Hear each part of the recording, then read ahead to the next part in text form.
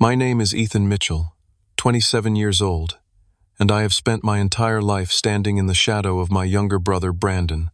While I worked for everything I have, Brandon had the world handed to him on a silver platter, including a brand new Tesla Mo 1 Do S.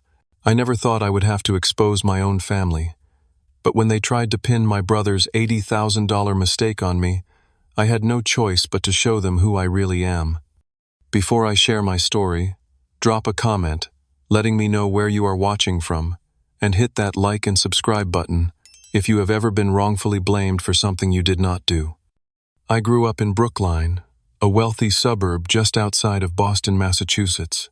From the outside, we looked like the perfect American family, a beautiful colonial-style home with a manicured lawn, family vacations to exotic destinations every summer, and parents who showed up to every school event. My father, Robert, built a successful commercial real estate company from the ground up, while my mother, Diana, ran a high-end interior design firm that catered to Boston's elite.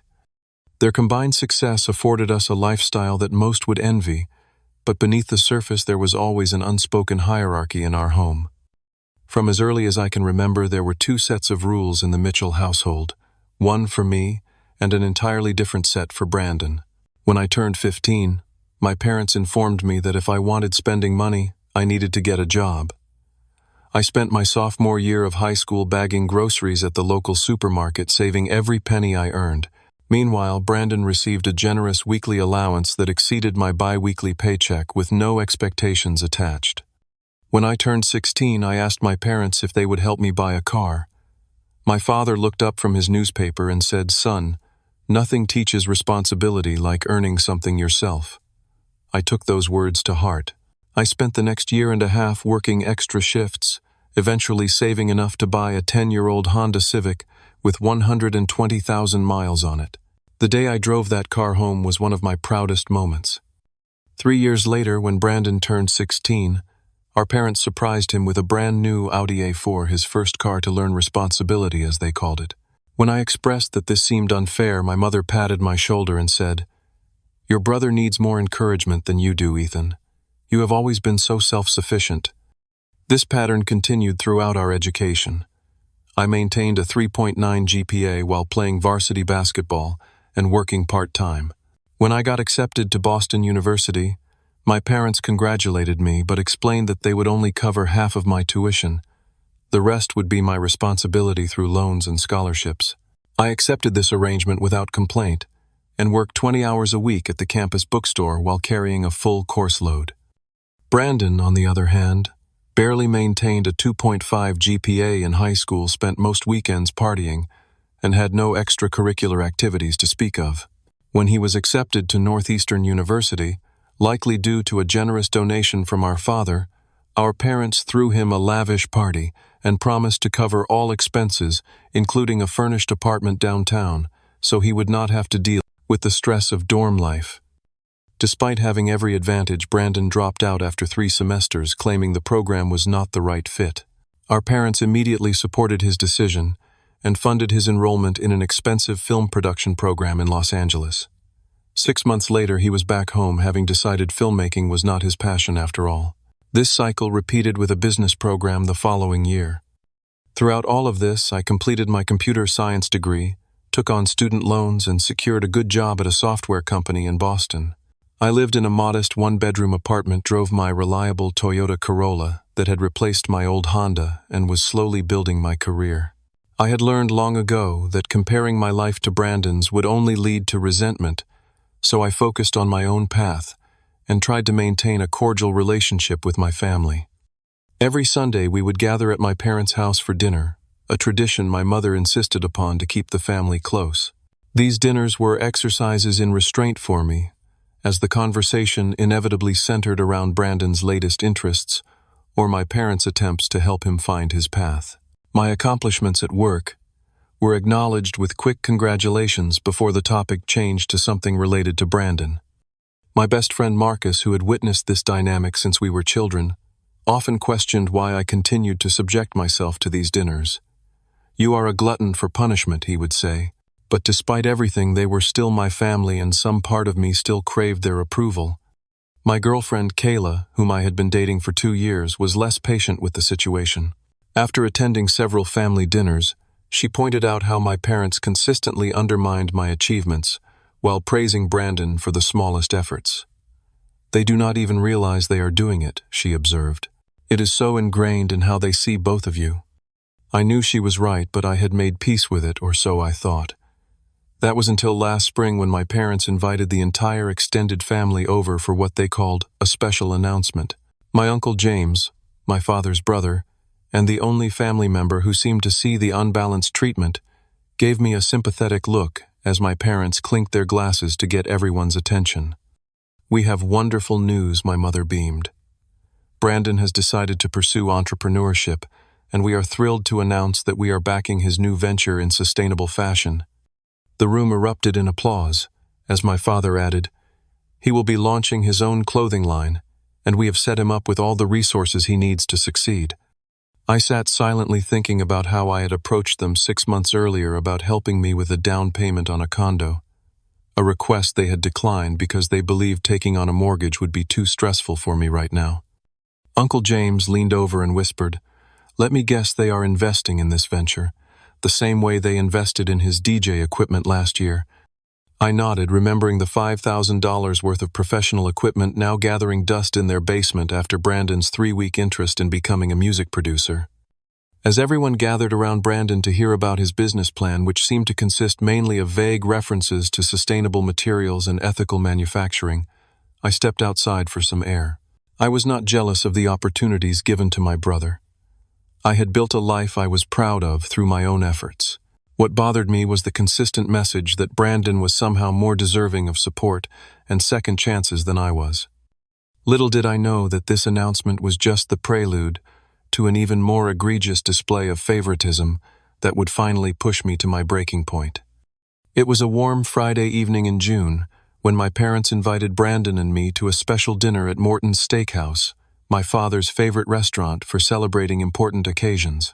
I assumed it was related to Brandon's new clothing line venture, so I was not particularly excited, but I showed up promptly at 7 o'clock, dressed in business casual attire as requested. When I arrived, my parents and Brandon were already seated at a corner table, champagne flutes in front of them. My mother waved enthusiastically as I approached. "Ethan, there you are. We have already ordered your favorite appetizers," she said, kissing my cheek. My father stood to shake my hand, a gesture that always felt unnecessarily formal between father and son. "Good to see you, son. Take a seat. We have exciting news to share." Brandon sat across from me, practically vibrating with excitement, a smug smile playing at the corners of his mouth. I braced myself for another announcement about his fashion line, perhaps additional funding or a partnership opportunity.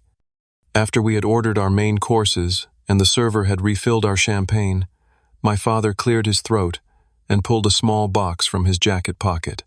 He slid it across the table to Brandon. "Your mother and I are so proud of your new business venture," he began.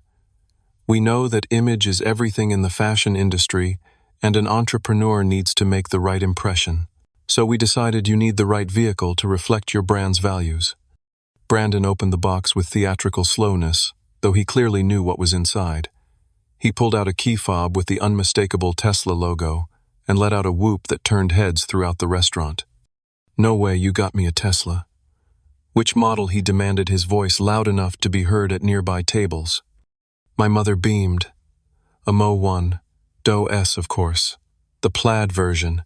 We know how important sustainability is to your brand, and we wanted to support your vision." I nearly choked on my champagne. The Tesla, Mo 1, Doe S plaid, started at around $130,000. This was not just a car. It was a luxury vehicle that cost more than what most people in America made in 2 years. "We had it delivered to the house this afternoon," my father added. "It is waiting for you in the driveway when we get back." Brandon jumped up and hugged both our parents, making a scene that had other diners smiling at what appeared to be a touching family moment. I sat frozen, my mind racing back to my college graduation 6 years earlier when my parents had given me a used fossil watch as a gift. Something practical that will last, my father had called it. "This is to give you the motivation to really make your business succeed," my mother explained to Brandon. "We know having the right image will help you attract the right investors." I managed to force a smile and offer a quiet, "Congratulations" to Brandon, who barely acknowledged me, already scrolling through his phone to text friends about his new car. The rest of dinner passed in a blur of Brandon talking incessantly about the Tesla's features, my parents indulging his excitement, and me picking at my steak while trying to suppress the feeling of being punched in the gut. It was not about the car itself. I had never expected or wanted my parents to buy me such an extravagant gift. It was the stark reminder of how differently we were valued in the family. When dinner ended, my parents insisted we all return to their house so Brandon could see his new car. I followed them in my Toyota seriously, considering making an excuse and heading home instead. But some masochistic part of me needed to witness the full extent of this display. The Tesla sat in the driveway of my parents' home, gleaming under the outdoor lights' midnight silver metallic paint, with every possible upgrade. Brandon circled it like a predator, running his hands over the smooth exterior before jumping into the driver's seat and exploring the massive touchscreen. "This is sick. The acceleration on this thing is insane," he gushed. "Ethan, get in. Let me show you what this baby can do." I declined politely, saying I needed to get home for an early meeting the next day. As I turned to leave, my mother pulled me aside. "I know what you are thinking," she said softly. "But you have to understand, Brandon needs this boost of confidence. You have always been so independent, so capable. Your brother needs more support to find his way." It was the same justification I had heard my entire life, and for the first time I could not hold back my response. "He is 23 years old, Mom. When does the finding his way period end? And when does my independence stop being used as an excuse to give him everything and me nothing?" My mother's expression hardened slightly. "That is not fair, Ethan. We have always supported you. When I needed you to, I finished for her. Which, according to you, is never." I left before she could respond, the tightness in my chest making it difficult to breathe. When I got home, I called Kayla, who came over immediately after hearing the strain in my voice. "They bought him a Tesla," I told her as soon as she walked through the door. "A $130,000 car to help him look the part for his latest hobby that they are funding." Kayla sat beside me on the couch, taking my hand. "I am sorry, Ethan. That is beyond ridiculous.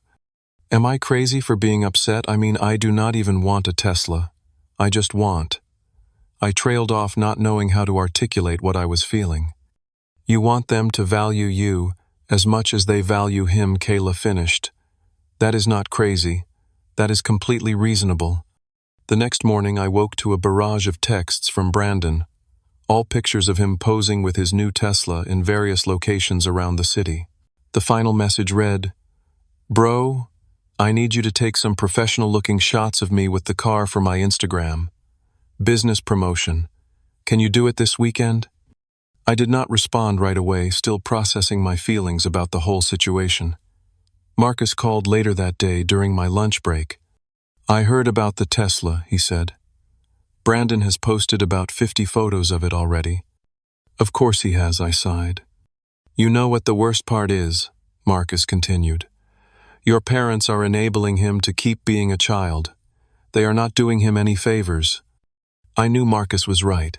Every time Brandon failed or lost interest in something, my parents swooped in with a new opportunity and more resources, never allowing him to experience the consequences of his actions or develop any real resilience. Over the next week, Brandon's reckless behavior with the Tesla became increasingly apparent. He received 2 speeding tickets within the first 5 days. My mother mentioned it casually during our Sunday dinner, laughing it off as boys being boys and getting used to the power of the car. When Brandon arrived 45 minutes late to that same dinner, he bragged about hitting 120 miles per hour on the highway. I could not stay silent. "That is not just illegal, it is dangerous," I pointed out. "You could kill someone driving like that." Brandon rolled his eyes. "Relax, bro. The car practically drives itself. Besides, there was hardly anyone on the road." My father changed the subject, asking Brandon about a potential supplier for his clothing line, effectively ending any discussion about his irresponsible driving. After dinner, as Brandon was preparing to leave, I followed him outside. "Seriously, Brandon, you need to be more careful with that car," I said. "It is not just about the speed, that much power requires respect." Brandon laughed, twirling the key fob around his finger. What would you know about it? Your Toyota probably takes a full minute to hit 60. This is not a joke, I insisted. Just promise me you will be more responsible. Whatever, man. Stop being such a buzzkill. He slid into the driver's seat and revved the electric motor, which emitted a futuristic whine before he sped off down the quiet suburban street far too quickly. I stood in the driveway watching the taillights disappear around the corner, a sense of foreboding settling over me. Little did I know that my concerns would prove prophetic in just a few days' time. The following Friday night, I was at home watching a movie with Kayla when my phone rang just after midnight. Brandon's name flashed on the screen. I hesitated, then answered.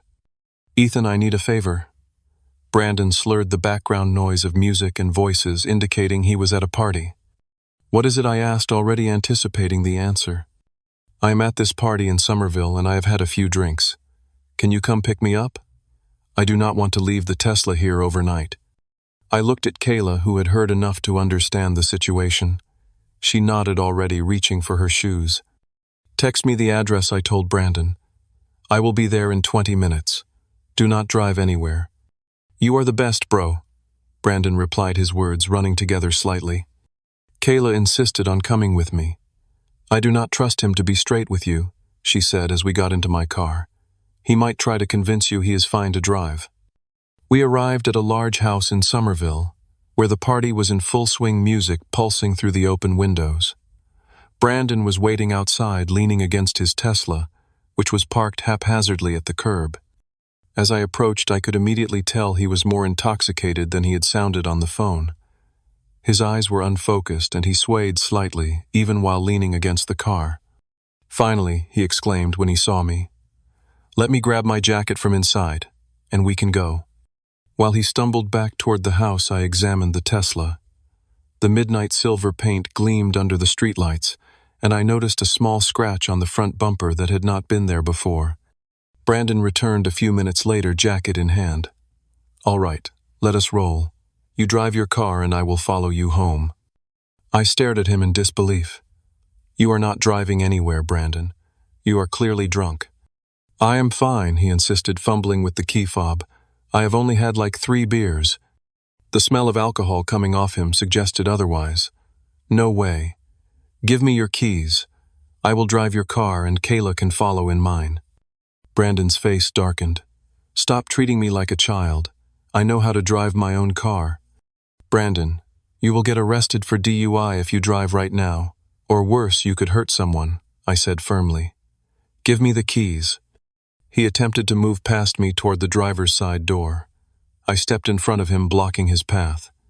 Move, Ethan, he demanded, his voice rising. I am not letting you drive drunk.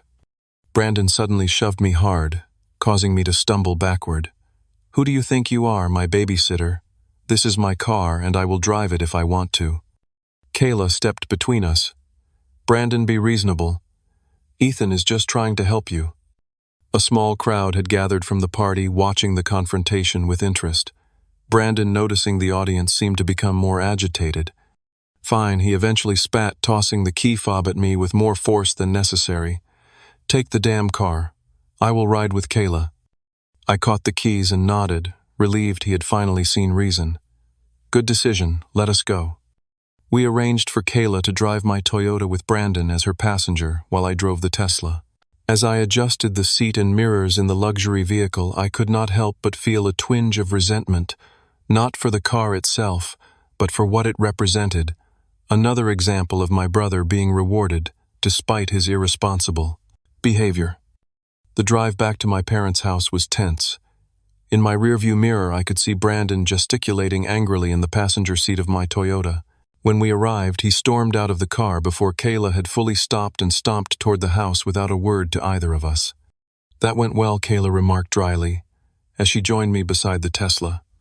I placed the key fob on the kitchen counter inside, where Brandon would find it in the morning, and we left without further confrontation. As we drove back to my apartment, I could not shake the feeling that the incident was not over, that somehow this would come back to haunt me. My premonition proved correct when my phone rang at 7:30 the next morning. It was my father, his voice tight with barely controlled anger. Ethan, get over to the corner of Broadway and Walnut Street right now. We need to talk about what you did to Brandon's car.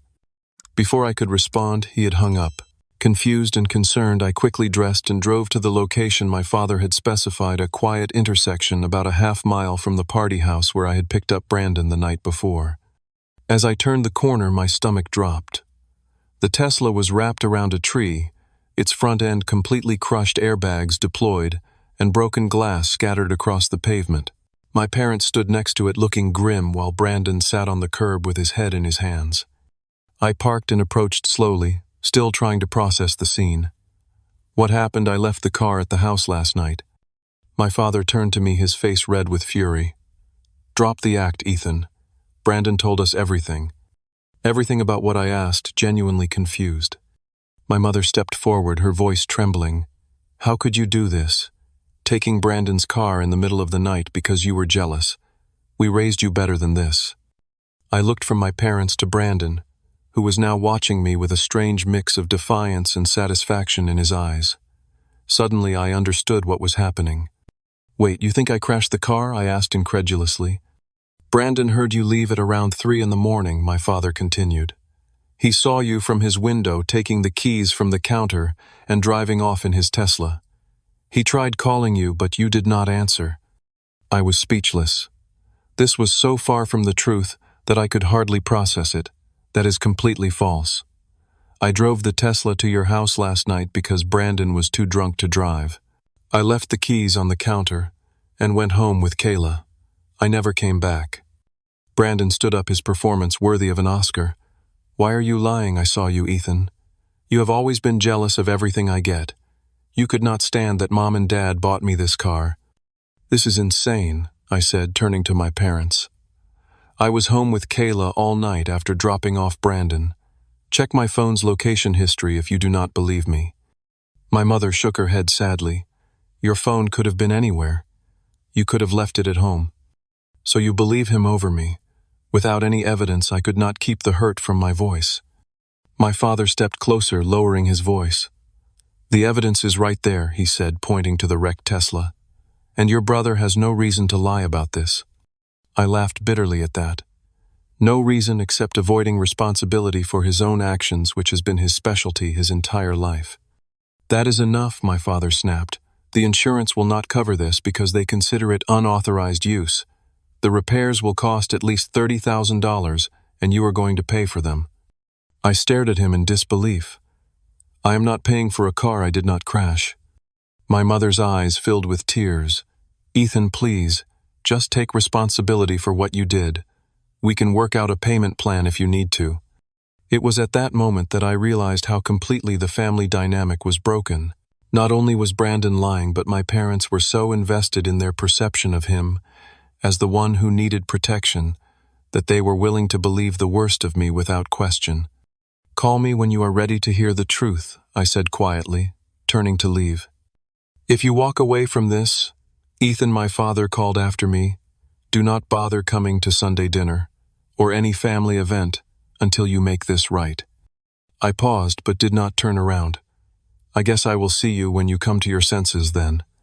As I drove away, my phone began buzzing with texts from my parents demanding I reconsider, followed by a detailed estimate for the Tesla repairs. By that afternoon, family friends were calling, having heard Brandon's version of events, how his jealous older brother had stolen and wrecked his new car in a fit of envy. The Walkers, longtime friends of my parents, who had always adored Brandon, left a particularly hurtful voicemail. We always thought you were the responsible one, Ethan. We are so disappointed to hear about your behavior. Jealousy is a terrible thing. That night alone in my apartment after Kayla had gone home, I finally broke down. Years of being the responsible one while watching Brandon get everything he wanted had built a reservoir of pain that I had never fully acknowledged. Now being falsely accused and ostracized by my own family, that dam burst. I sat on my kitchen floor back against the cabinets and cried for the first time in years, not just for the current injustice, but for a lifetime of being valued less than my brother in the eyes of the people who should have loved us equally. For 3 days I existed in a fog of hurt and disbelief. I went to work, came home, and ignored the continuing messages from my parents, which had evolved from anger to guilt-tripping. "We raised you to be responsible, Ethan. We are so disappointed. Your brother is devastated by your betrayal. This family needs to stick together, not tear each other apart." On the fourth day, my Uncle James called. Unlike the others, he began the conversation differently. "Ethan, I do not believe for 1 second that you took that car," he said without preamble. "I know my nephew, and that is not who you are." His words were like a lifeline thrown to a drowning man. "Thank you," I managed, my voice thick with emotion. "No one else believes me." "I have watched how they treat you compared to Brandon for years," Uncle James continued. "Robert is my brother, and I love him, but he and Diana have been blind when it comes to your brother. They have created this monster by never holding him accountable." We talked for nearly an hour, Uncle James listening as I recounted the events of that night in detail. When I finished, he was quiet for a moment before speaking again. "You need evidence, Ethan. Clear, irrefutable proof that Brandon is lying. Otherwise, this pattern will continue forever." "What kind of evidence could I possibly get now?" I asked. "It has been days since it happened." "Think like a detective," Uncle James suggested. "Where was the party? Are there security cameras nearby? Witnesses who saw Brandon return to the car? Digital footprints? Your generation documents? Everything. There has to be something." After we hung up, I sat at my kitchen table with a notepad and began mapping out a plan. The party had been at a house on a fairly busy street in Somerville. Many of the businesses and apartment buildings in that area had security cameras. The Tesla itself had cameras that recorded constantly when the vehicle was in motion. Brandon had been visibly intoxicated, which meant others at the party must have seen his condition. I started methodically focusing first on the location. The next day after work, I returned to the street where the party had been held. I noted 3 businesses with visible security cameras, a convenience store on the corner, a small apartment building with a security system, and a restaurant across the street. I approached each establishment, explaining my situation honestly. The convenience store owner was sympathetic, but informed me his cameras only covered the immediate storefront. The apartment manager was hesitant until I mentioned potential drunk driving, at which point she agreed to check if their cameras had captured anything useful. The restaurant manager, a woman named Lisa, proved to be the most helpful. "Our cameras cover the whole street for security purposes," she explained, "and we keep footage for 2 weeks." She allowed me to view the recordings from the night in question. After scanning through hours of footage, I found what I was looking for at approximately 3:15 a.m. Nearly 3 hours after Kayla and I had left, the Tesla's distinctive headlights appeared on the screen. The car pulled away from the curb where I had last seen it parked, moving erratically. Though the driver's face was not visible, the timestamp was clear. "Would you be willing to provide me with a copy of this footage?" I asked Lisa. "For something this important?" "Absolutely," she replied, transferring the relevant section to a USB drive for me. Next, I focused on digital evidence. I checked my phone's location history, which confirmed I had been at my apartment from 12:45 a.m. until the following morning. I took screenshots of this data, including timestamps. I also realized that Kayla and I had taken a selfie in my apartment after returning home that night, the timestamp reading 12:52 a.m. The background clearly showed we were in my living room. Then I remembered something crucial. Brandon was an obsessive social media user. I checked his Instagram and found that he had posted a story at the party timestamped at 11:30 p.m., showing him with several drinks in hand. That story had since expired, but I had a friend who had viewed it and taken a screenshot out of habit because she thought Brandon's drunk posting was amusing. More importantly, Brandon had posted another story at 2:45 a.m. after Kayla and I had dropped him off, complaining about me being a buzzkill and saying he was still ready to party. This story had also expired, but not before several people had seen it. I reached out to mutual acquaintances who had been at the party, carefully framing my questions to avoid sounding accusatory. One of Brandon's friends, Alex, revealed something critical. "Yeah, man, Brandon was wasted that night," Alex told me over the phone. "After you left, he kept drinking. I was surprised when he said he was heading out again around 3. I tried to stop him, told him to call an Uber, but he said something about showing you he could drive just fine." Would you be willing to put that in writing? I asked. Alex hesitated. I do not want to get in the middle of family drama. This is not drama, Alex. My parents are forcing me to pay $30,000 for something I did not do. He sighed. I will text you what I remember. That is the best I can do. True to his word, Alex sent a detailed text about Brandon's state that night and his declaration about driving. I saved the message as a screenshot. The most damning evidence came from an unexpected source. While searching through my texts with Brandon, I discovered he had sent a message to me at 3:21 a.m., a message I had missed in the chaos of the following morning. It read simply, "Fuck you for thinking I am too drunk to drive. Showing this baby what she can do." This message had been sent 6 minutes after the security footage showed the Tesla leaving its parking spot. But the final piece of the puzzle emerged when Marcus suggested checking if Brandon had texted anyone else that night. Drunk people love to brag, he pointed out. I reached out to Tyler, Brandon's closest friend, pretending I already knew the truth, and was just trying to understand why Brandon had lied.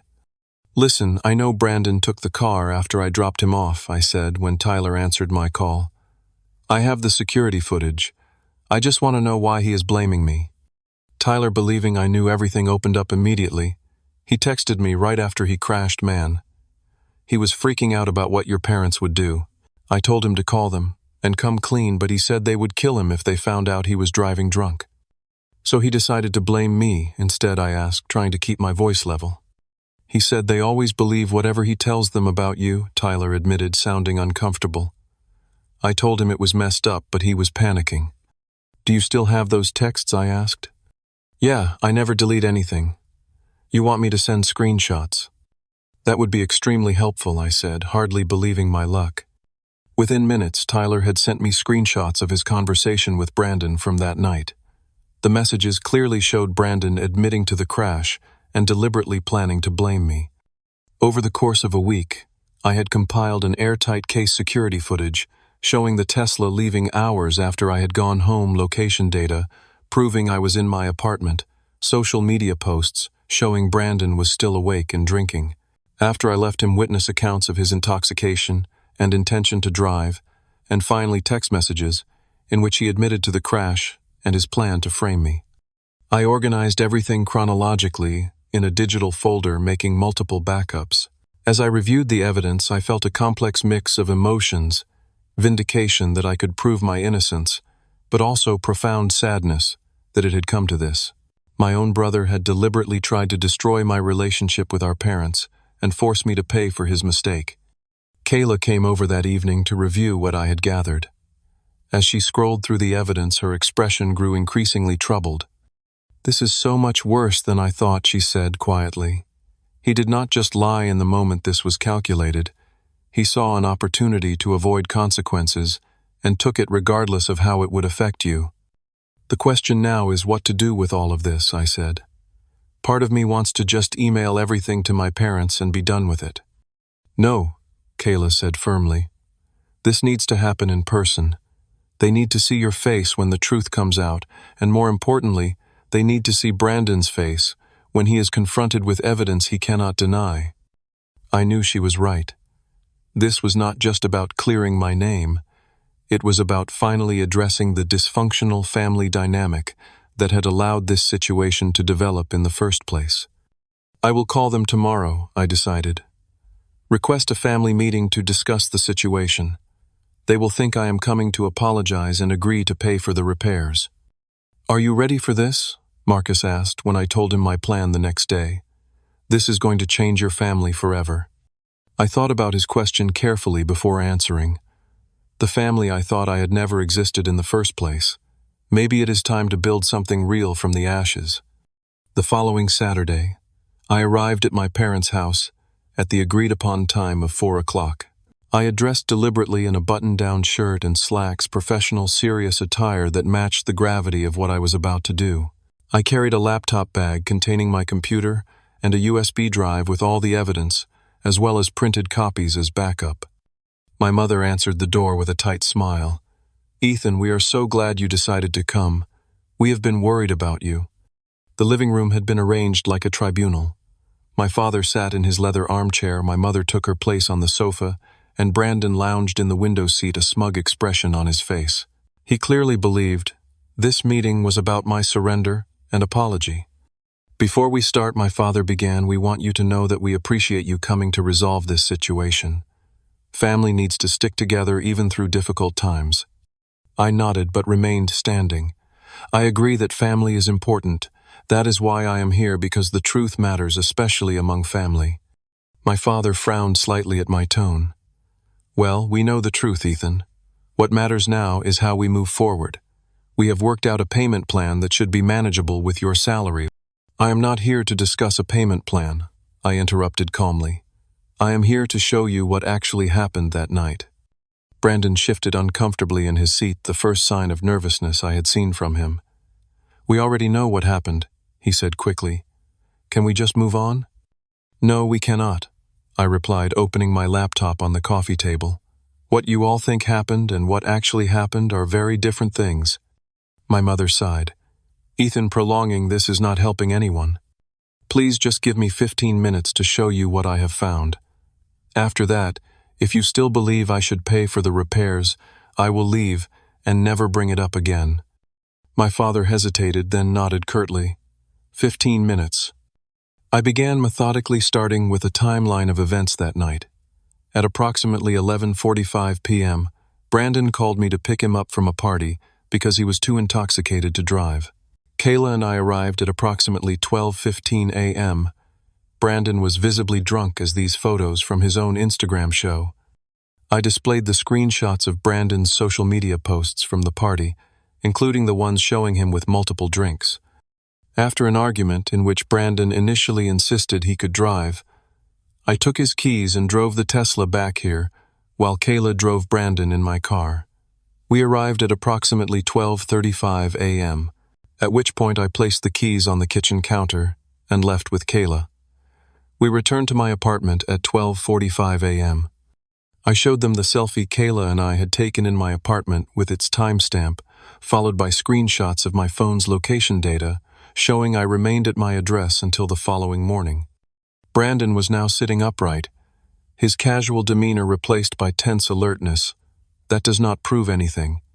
You could have come back later. That brings me to the next piece of evidence, I continued unfazed. Security footage from the restaurant across from the party house. I played the video showing the Tesla pulling away at 3:15 a.m., its movements erratic and unsteady. My father leaned forward, frowning. This could be anyone driving. We cannot see who is behind the wheel. True, I acknowledged, but consider this. I displayed the screenshot of Brandon's text to me at 3:21 a.m. Fuck you far, thinking I am too drunk to drive, showing this baby what she can do. My mother gasped softly. Brandon jumped to his feet. He could have fabricated that text, he protested, his voice rising. Phone records can verify its authenticity, I replied calmly. But if you need more evidence, I have statements from people who were at the party. I read Alex's account of Brandon continuing to drink after Kayla and I left, and his declaration about going to drive despite being intoxicated. Brandon's face had lost its color. These are just my friends covering for you. Why would your friends cover for me, Brandon? I asked quietly. They barely know me. Then I played my trump card. But perhaps the most convincing evidence comes from your best friend Tyler. I displayed the screenshots of Brandon's text conversation with Tyler immediately after the crash, where he explicitly admitted to driving drunk, crashing the car, and planning to blame me because my parents always believe whatever I blame. Tell them about Ethan. The room fell into stunned silence. My mother covered her mouth with her hand, tears forming in her eyes. My father stared at the screen, the color draining from his face. Brandon exploded. You had no right to go through my private conversations. This is an invasion of privacy. I did not go through anything, I replied. Tyler sent these to me willingly when he realized what you were doing. My father finally spoke, his voice uncharacteristically subdued. Brandon, is this true? Did you lie about Ethan taking the car? Brandon looked from our father to me, then to our mother, searching for an ally, and finding none. His defense crumbled visibly. "You do not understand the pressure I am under," he shouted. "The business, the expectations. It was one mistake. Ethan has always been the perfect son, never making any mistakes, making me look bad by comparison. For once I thought he could take the fall." "Take the fall," my father repeated incredulously. "For drunk driving, for destroying a $130,000 car, for lying to our faces." My mother was openly crying now. "How could you do this, Brandon? How could you try to blame your brother?" Brandon's strategy shifted instantly from denial to victimhood. "I was scared, I panicked, I knew you would be so disappointed in me. So instead you tried to destroy your brother's relationship with us," my father said, his voice hardening. "You tried to force him to pay $30,000 for your mistake." I stood silently watching as the family dynamic I had known my entire life began to unravel before my eyes. Part of me had expected to feel satisfaction at this moment, but instead I felt a profound sadness for all of us, for the lies we had lived with, for the preferential treatment that had shaped both Brandon and me in harmful ways. Brandon turned on me suddenly, his face contorted with rage. "You just could not let it go, could you? You had to be right as always. The perfect Ethan never doing anything wrong." "This is not about being perfect," I replied evenly. "This is about basic honesty and taking responsibility for your actions." "That is rich coming from you," Brandon sneered. "You have always been jealous of me, of everything Mom and Dad have given me." "Brandon, stop," my father commanded. "You are only making this worse." "Why should I stop?" Brandon shouted. "For 23 years you have told me I am special, that I deserve the best of everything, and now suddenly I am the villain because of one mistake." "This is not about one mistake," I finally said, my voice rising for the first time. "This is about a lifetime of you never facing consequences for anything. It is about our parents giving you everything while telling me I needed to earn it all myself. It is about you being so confident that Mom and Dad would believe any lie you told about me, that you did not hesitate to try to ruin my life to save yourself from taking responsibility." The raw truth of my words hung in the air. My mother sobbed quietly while my father stared at the floor, unable to meet my eyes. Brandon looked around the room, seemingly realizing for the first time that he had lost his audience. With a final glare at me, he grabbed his jacket and stormed out, slamming the front door so hard that the family photos on the wall rattled. In the silence that followed, I began packing up my laptop. My father finally spoke. "Ethan, I do not know what to say." "You do not need to say anything right now," I replied, closing my laptop bag. "I think we all need time to process this." "How can you be so calm?" my mother asked through her tears. "After what we accused you of?" I looked at her thoughtfully. "Because for the first time in my life, I know exactly where I stand. And it is not where I thought I was standing all these years." As I moved toward the door, my father stood. "Son, please do not leave like this. We need to talk about what happened." "We will," I assured him, "but not today. I have said what I needed to say, and I have shown you the truth. What happens next is up to you both." I left them sitting in their perfect living room, surrounded by the debris of the family narrative they had constructed over decades. As I drove away, my phone began buzzing with texts from my parents, asking me to come back, saying we needed to talk this through as a family. I did not respond. For the first time in my life, I was setting the terms of my relationship with my family, and I needed space to determine what those terms would be. For 2 weeks, I maintained my distance from my family. I declined calls from my parents, responded to their increasingly desperate texts with brief assurances that I was fine but needed time, and ignored Brandon's messages entirely. This period of silence was not about punishment. It was about giving myself the space to process a lifetime of family dynamics that had been exposed in a single afternoon. During this time, I learned from Uncle James that Brandon had launched a preemptive campaign to discredit me to the extended family, claiming I had manipulated evidence to make him look bad out of jealousy. Most relatives accustomed to my parents' narrative about their sons initially believed him. The tide began to turn at a family birthday celebration that I did not attend. According to Uncle James, who called me the next day, Brandon had been unusually subdued until someone mentioned the Tesla incident. "That is when your brother made the mistake of trying to paint you as the villain again," Uncle James recounted. I had enough at that point. I stood up and told everyone that I had seen the evidence myself, that you had irrefutable proof of what really happened. How did they react? I asked, genuinely curious. Your cousin Emma asked why Brandon would lie about something so serious. Your Aunt Patricia wanted to know why your parents had been so quick to believe him over you. It was like watching dominoes fall. Suddenly, everyone was questioning the family story they had accepted for years. Brandon had apparently stormed out of that gathering too, while my parents sat in uncomfortable silence, as their parenting choices were openly questioned by family members for the first time. The first direct contact came from my mother, a text that read, "Ethan, I know you need space and I respect that.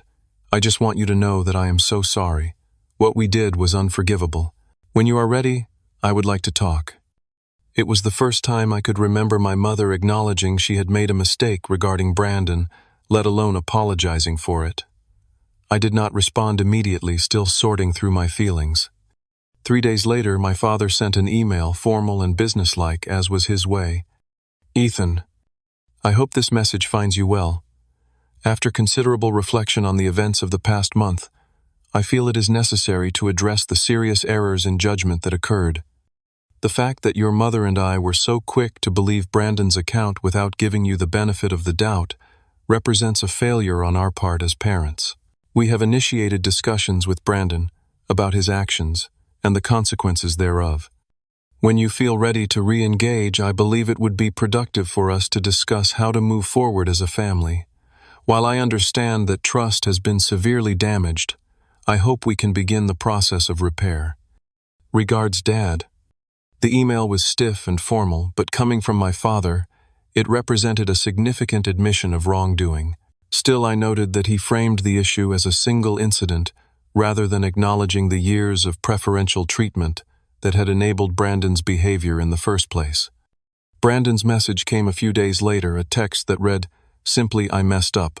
Sorry." The brevity and lack of specificity made it clear this was a perfunctory apology, likely prompted by our parents, rather than stemming from genuine remorse. During these weeks of separation from my family, I focused on the relationships that had sustained me through the crisis. Kayla and I grew closer as she supported me through the emotional aftermath of the confrontation. Marcus checked in daily, providing both distraction and perspective when I needed it. I also found myself engaging in more self-care than I ever had before, reading books on family dynamics, meditating to process my emotions, and even speaking with a therapist to help make sense of my family history and my path forward. Exactly 17 days after the confrontation, there was a knock at my apartment door. When I opened it, I found my father standing there looking uncharacteristically uncertain. "May I come in?" he asked, his usual commanding presence diminished somehow. I hesitated, then stepped aside to let him enter. We sat in my small living room, an uncomfortable silence stretching between us. "I did not call ahead because I was afraid you would say no," he finally admitted. "I might have," I acknowledged.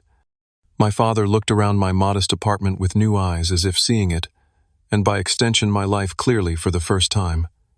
"You have built a good life for yourself," he said quietly, "without much help from us."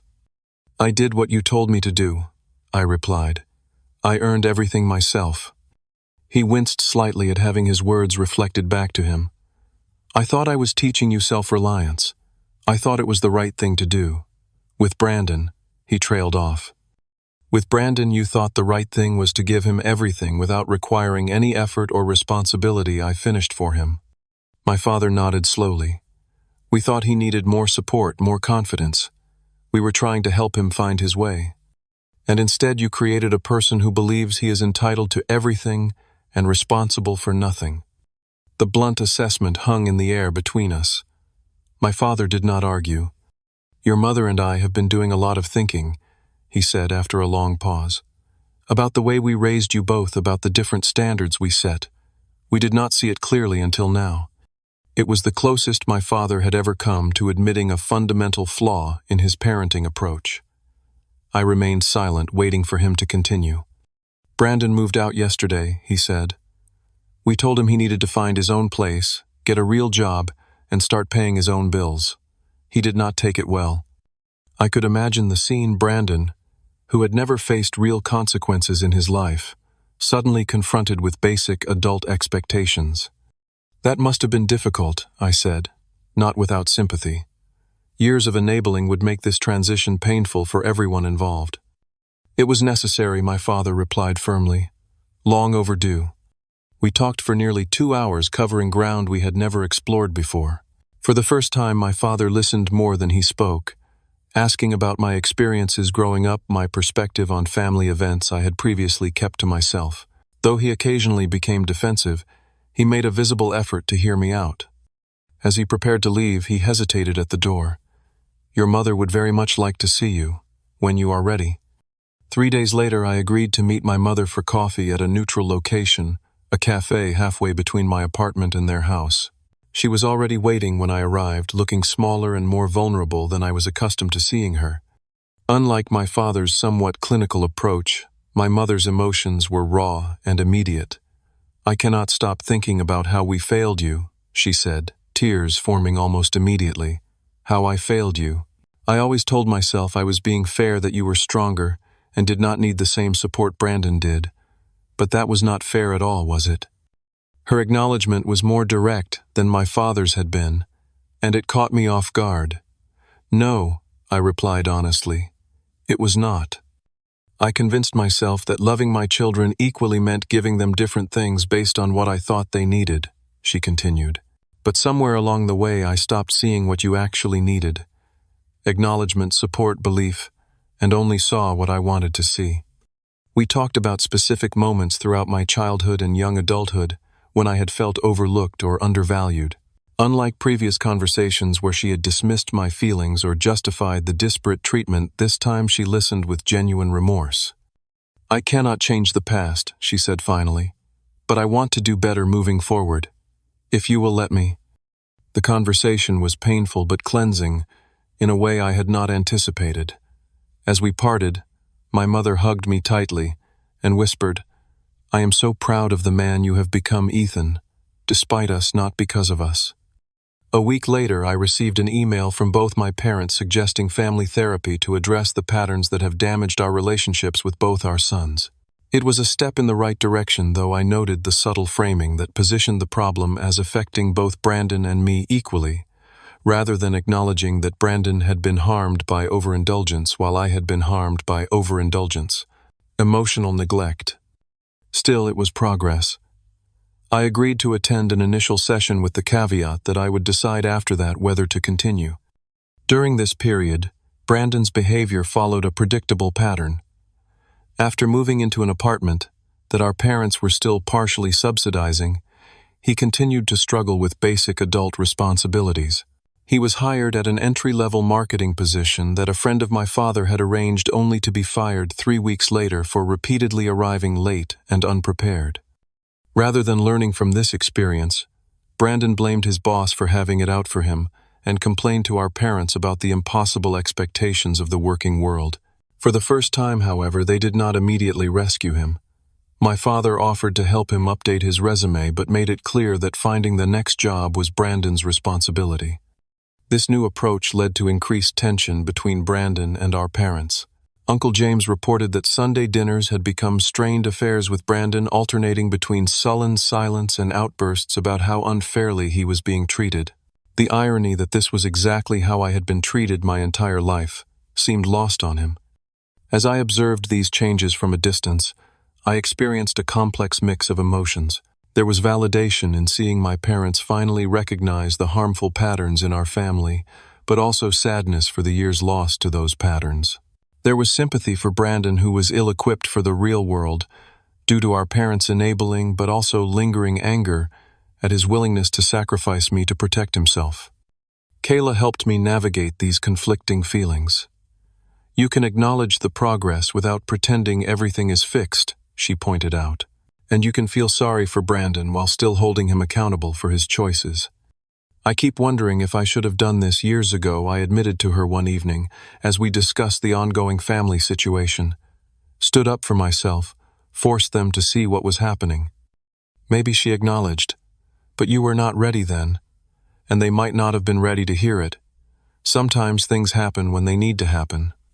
Her perspective helped me focus on the path forward rather than regretting the past.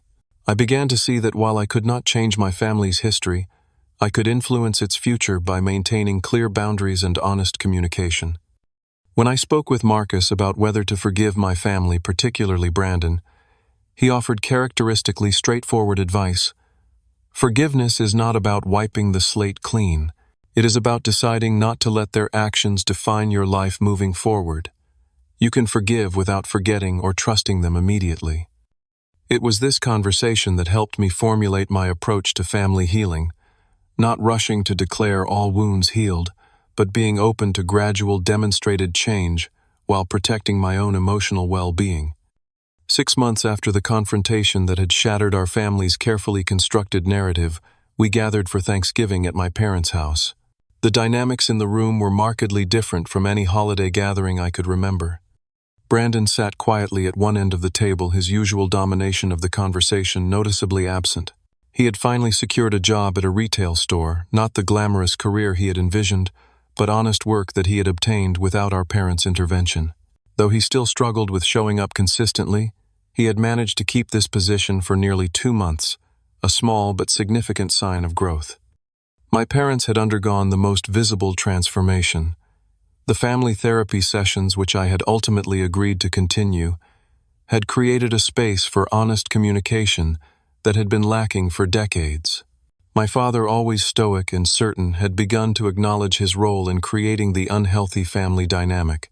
My mother, who had spent years rationalizing the disparate treatment of her sons, was learning to recognize and check her impulse to shield Brandon from consequences. The most profound change, however, was in how they related to me.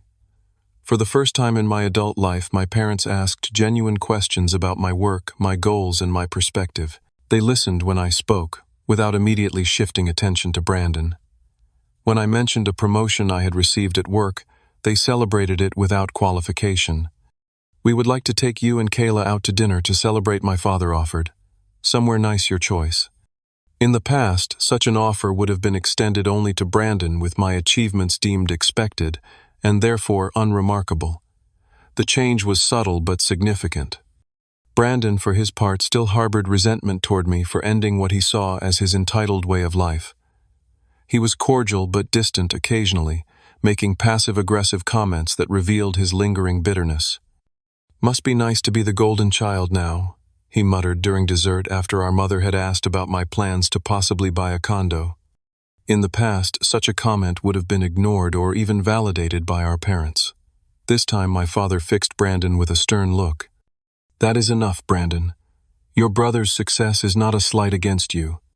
Brandon fell silent, unused to being held accountable for his words. I felt no satisfaction in his discomfort, only hope that this new accountability might eventually help him grow into a more responsible adult. After dinner, Uncle James pulled me aside. "I have never been prouder of you than I am right now," he said quietly. "Not just for standing up for yourself, but for how you have handled the aftermath, with dignity." His words meant more than he could know. Throughout the painful process of family reconstruction, I had strived to remain measured and fair, to advocate for my needs without seeking revenge or wallowing in past hurts. The healing was far from complete. There were still moments when old patterns emerged, my mother occasionally slipping into making excuses for Brandon's behavior, my father sometimes dismissing emotions as irrelevant. But these instances were now recognized and addressed either in the moment or in our ongoing therapy sessions. As for my own life, the shift in family dynamics had coincided with positive changes in other areas. The confidence I had gained from finally standing up for myself had spilled over into my professional life, leading to more assertive contributions at work and the subsequent promotion. Kayla and I had decided to move in together, a step toward the future we were building. Most importantly, I had learned to trust my own perception of reality, even when others questioned it. The gaslighting I had experienced throughout my life, being told that the preferential treatment I observed was not happening or was justified, had created a habit of doubting my own experiences. Breaking free from that doubt had been liberating. One evening in late December, as Kayla and I decorated our new shared apartment for the holidays, I found myself reflecting on the journey of the past 6 months.